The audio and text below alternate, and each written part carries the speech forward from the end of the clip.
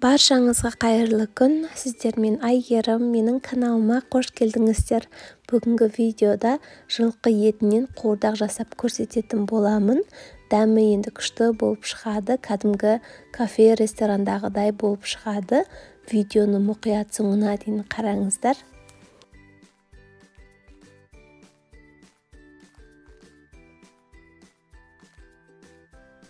Ең алдымен етімізді дайындап аламыз. Менде осындай мякоть еттер, яғни сүйегі жоқ еттер, және де осындай қабыртқаларынан алдым. Кәдімгі осы жүрек етінен және де бүйректен қоссаңыздар да өте дәмді болып шығады. Негізінде осы қуырдаққа жылқының жұмсақ жерін алған жақсы. Мойын етінен алмаңыздар. Мойын еті кішкене қаттылау болып келеді. Піскен кезде де ұзақ қайнату қажет болады. Кәдімгі бел омыртқасындағы еттерінен алсаңыздар жұмсақ болып шығады. Енді өз қалауларыңыз бойынша етімізді үлкен немесе орташа етіп кесіп аламыз. Егер үлкен қып кесетін болсаңыздар 2 сағаттай қайнату қажет болады. Мен осылайынан орташа етіп кесіп алдым. Мінекей видеода көп тұрсаңыздар, осылайынан орташа етіп барлығын кесіп дайындап алдым.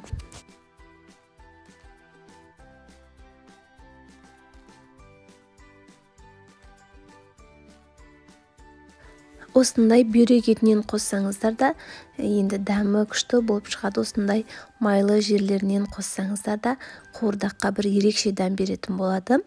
Етті кескен кезде мұқият қарап отырыңыздар. Осындай керек емес жерлері бар, соларды кесіп алып тастаймыз.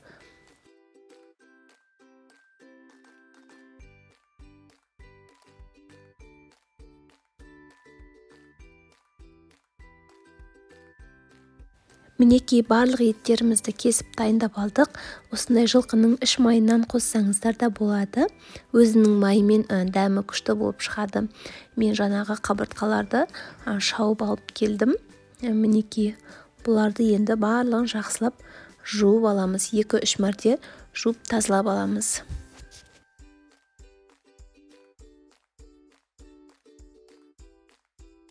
Енді үлкендеу қазанымызға сұйық майымызды құйып, майды қыздырып аламыз. Одан кейін етімізді судан сүзіп алып саламыз. Асты қатты отта тұра бергені жақсы. Сол кезде еттеріміз қуырылып, дәмді болып шығады. Осындай үлкендеу сүйектерді ең астына қарай салып жерсеңіздер, астында бұқтырылып пісетін болады. Мендегі енді бұл бір 10 шақты адамға жасалған болатын. Енді сіздер одан аз жасайтын болсаңыздар, өз қалауларыңыз бойынша аз мөлшерде жасасаңыздар болады. Мінекей барлығын осылайынан салып аламыз қазанымызға.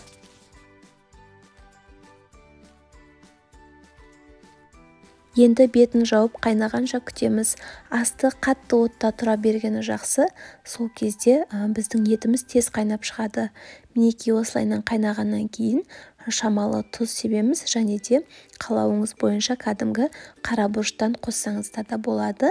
Енді бұл кәдімгі қазір ғана сойылған мал болғандықтан ешқандай да тұзы жоқ, дәмі жоқ. Сол себептен осылай қуырылып жатқан кезде тұзын сеуіп жібереміз. Астын үстіне қарай ауыстырып, тағы да астыңғы еттеріне тұз себеміз.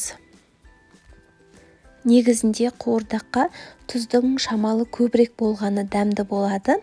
Енді сіздер өз қалауларыңыз бойынша тұзды аз мөлшерде қоссаңыздар да болады. Бетін жауып қайнағанша күтеміз. Қайнағаннан кейін жақсылап араластырамыз. Бұл біздегі еттің өзінің шыққан суы. Енді осы суда біз етті 1,5 сағаттай бұқтырып қайнататын боламыз.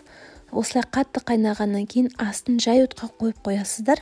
Бетін жауып 1,5 сағаттай етіміз піскенше бұқтырамыз. Етіміз қайнағанша осындай пияз, картоп және сәбізімізді ашып дайындап аламыз. Ең алдымен пиязымызды кәдімгідей жұқалап тураймыз. Осы пиязды қазір етке араластырып қуыратын боламыз. Ал менде осындай орташа кішірек келген пиязды ортасынан кеспей домалақ етіп турап аламын. Бұл менде қазір тамақтың бетіне әсемдегенге қажет болады. Міне осылайынан арасын ашып дайындап аламыз.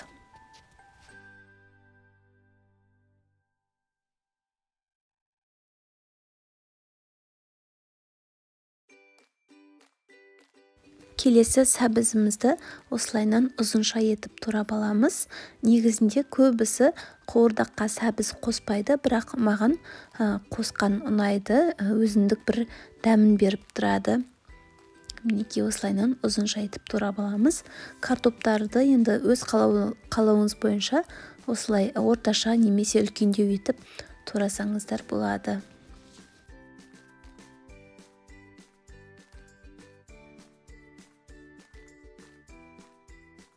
Міне картоптарымызды турап дайындап алдық. Шамалы тұзымызды сеуіп, жақсылап араластырып қоямыз. Мінекей біздің етіміз 1,5 сағаттай жай отта бұқтырылып қайнады. Енді жақсылап араластырамыз. Тұзын көріңіздер, егер тұзы кемдеу болса, тұз қоссаңыздар болады. Енді туралған пиязымызды және де сәбізімізді үстінен картопымызды салып бұқтырамыз.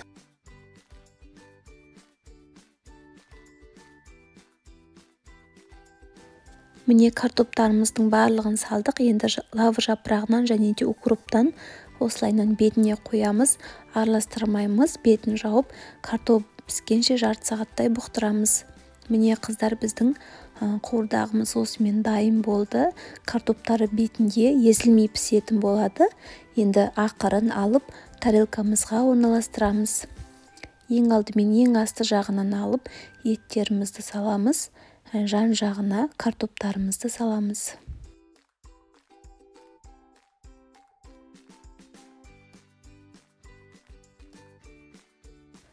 Ең бетіне осындай үлкендеу сүйектерінен саламыз, және де өзінің майынан шамалы 2 ожаудай құямыз.